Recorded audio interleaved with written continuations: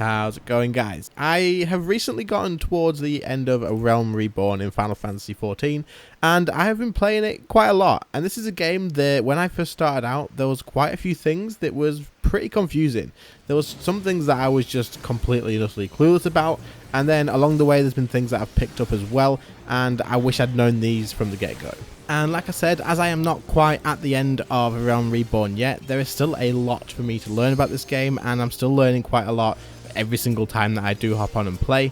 However, the things that I have learned, I feel like these could be quite useful for any people that are starting the game, especially now that the trial does include the first expansion as well, and you can get all the way up to level 60 without having to get a subscription fee. I feel like a lot of people are going to be trying this game out, and I hope this video does help you out in some way, even if it's just the odd tip here and there that does actually help. So this is going to be kind of like a tips video, and it is going to be done in kind of like a list format as well. I hope it does help. If it does, make sure to leave a like on the video so it gets suggested to other people as well. And of course, if you are new, then do subscribe to the channel. I'll be making more of these probably in the future. As I learn stuff about the game, I will pass them on to other people as well, and hopefully other people can learn stuff and pass that on to anyone they bump into in a game as well.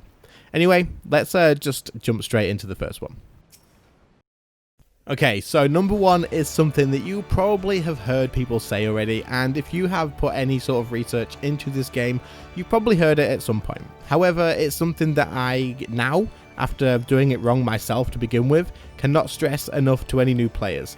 When I started playing this game, I skipped cutscenes, I didn't pay attention to the story, and people literally just said, "Why are you skipping cutscenes? Make sure to pay attention to the story." That is a huge part of the game, and it is really, really good. Now, I've never ever been interested in stories in MMOs. It's just not really caught my attention enough in the past, and I have played quite a few MMOs as well, and I've never really sat and then just wanted to watch all the cutscenes. However, being told this over and over again, I thought there must be something that I am missing. So I decided to get onto the cutscenes, which thankfully wasn't very far into the game. I'd only missed maybe a few of them at this point, and everybody was right. You literally should pay attention to every single main story cutscene and just sort of keep up with the story, because it is incredibly good. And while you could skip the cutscenes, you will have a different experience playing this game if you do pay attention to it, and it will be for the best. You are gonna get really involved in it. You'll find yourself reading every bit of text, and it'll just sort of draw you in. And even if you are the sort of person like me who has never been interested in stories and MMOs before, I would say there's probably a really good chance of you being shocked by it and just really enjoying it. So make sure to give the story a really decent try, even if that's not really your sort of thing, because there's a really good chance that it will change the game for the better for you. Tip number two is for you guys out there, kind of like me, who just don't have all that much time to play each and every single day, but you really want to get the most out of it when you do. Now, when you're doing the main story quest, there's kind of a little bit of a spoiler along this, but not really. You are going to have dungeons that are locked behind the main story quest. So to progress further on, you will have to clear a dungeon, and that will be part of the story. You'll get cutscenes and stuff in that. However, as someone like myself who doesn't have maybe 2 to 3 hours every time I want to go and play, queue times in this game for dungeons can either be incredibly quick, or they can take a hell of a long time. Now, the thing that makes this change and the thing that affects it the most, in my opinion or my experience, is basically down to which class you are actually playing in the game. Now, of course, one character can play all of the classes, you just have to level them up individually. When I initially started playing, the class that I picked was the Arcanist. Now, this was because I wanted to go into the Scholar and become a healer. Now, I thought that the Arcanist would be a base healing class. However, it was actually a base DPS class. This issue that it brought to me was basically when I queued for dungeons, I had to queue as a DPS. Now, there is nothing wrong with playing as a DPS in this game, and I'm sure there is a lot of classes that I haven't played yet that are incredibly fun, and that's not what this sort of tip's about. However, queuing for a dungeon as a DPS will increase your wait time by a lot compared to queuing as a tank or a healer. This is because a lot of players do play the DPS classes, and you will be putting a queue out of those players to get into the dungeons. So you'll be waiting on healers, you'll be waiting on tanks, but not only that, you'll have maybe, depending on what time of day it is, up to 20, I've seen even 30 other DPS classes sat in front of me in a queue, and I had to wait for those to get into the dungeon before I could. Like I said, this isn't an issue if you really just want to play DPS. Your class is still absolutely fine to play, it just might take a little bit longer to queue into dungeons. But if you don't have all of that extra time and you really wouldn't mind playing a healer or a tank anyway, then maybe consider picking one up as your first class, because this could save you a lot of time on waiting for that. As a healer, I literally get an instant queue pop every single time. As soon as I click join queue, the game throws me into a queue pretty much straight away. Now this may fall off later on as I get further into the game, I'm not too sure yet, but so far it's been instant and that's absolutely awesome. Before we move on to the next tip, I just wanted to get you guys into the comment section, because I would love to hear any thoughts or any extra tips that maybe I've missed out and you think new players could be interested in knowing. Then get down in the comment section, make sure to share that, because you never know when someone who is fairly new to the game is scrolling through that comment section, finds your tip, and you may have just saved them a hell of a lot of time or taught them something that they did not know. Also, I'm still learning this game as well, so any tips that you do share would probably help me out along the way as well. Anyway, I really do appreciate it. Let's jump on to number 3. Number 3 is something that I didn't actually find out about until maybe about my 3rd or 4th day playing this game, and I wish I'd known from literally level 1 as soon as I'd got into it, because it was quite useful. This tip came to me from some random player who must have noticed that I was new and messaged me to see if I needed any help with anything, and then they gave me the tip of eating food. Now, why would I need to eat food? Surely at this level I don't need to get any sort of buffs to help me kill weak level mobs and stuff, but so why would I want to eat some food? Food will give you a small experience buff for a certain amount of time. This will help you level up quicker and unlock different skills and just sort of progress your character a lot quicker than it would in the first place. The experience buff isn't a huge amount, but if you keep this buff up and keep going over a certain, like a long duration of time, this is all going to add up over time, and it will save you a few hours probably on getting through some levels. Now this is just going to help you stay ahead of the level curve while you are leveling up, and you'll be able to sort of kill off monsters and not struggle your way through levels, and it's definitely something that I was glad to be told about, so I thought he passed it on to me. He helped me understand that this was a thing, because nothing else did actually tell me about that, so I figured I would pass it on to anybody else who didn't know yet. A lot of you guys may have already known this because it is rewards given from quests and stuff like that, but if you didn't, then I hope it is something that becomes quite useful for you.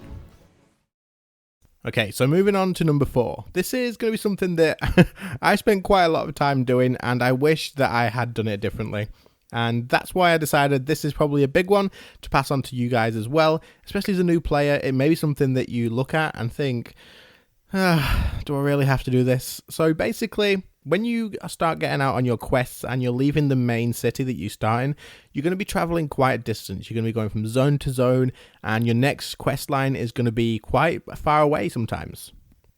And it might be at this point that you start noticing that you can teleport to different aetheryte locations that you have activated.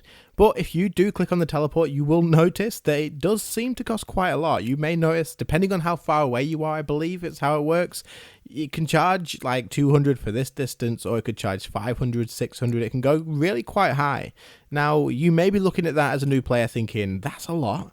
Do I really want to be spending that much money? I don't know what money's worth. I don't know what I'm going to be using my money on, and I kind of want to save it just in case. Now that's what I had the thought of, and that is exactly what I did to begin with.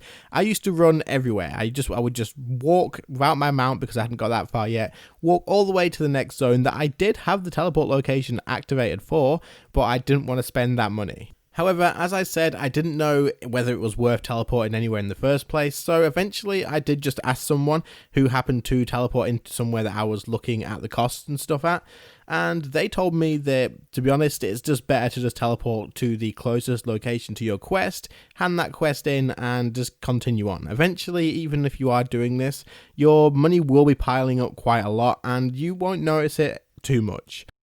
Before we move on to tip number 5, our final tip for this video, and probably my biggest one to share with you all, I just wanted to throw another reminder in for you guys to leave a like on this video if you do enjoy it, and of course, if you are new to my channel and you're just finding it maybe through this video as well, I have made other Final Fantasy stuff and I will be making more in the future, so do subscribe to the channel, and I hope to see you in the comments in other videos as well, and even join my Discord. There'll be a link in the description.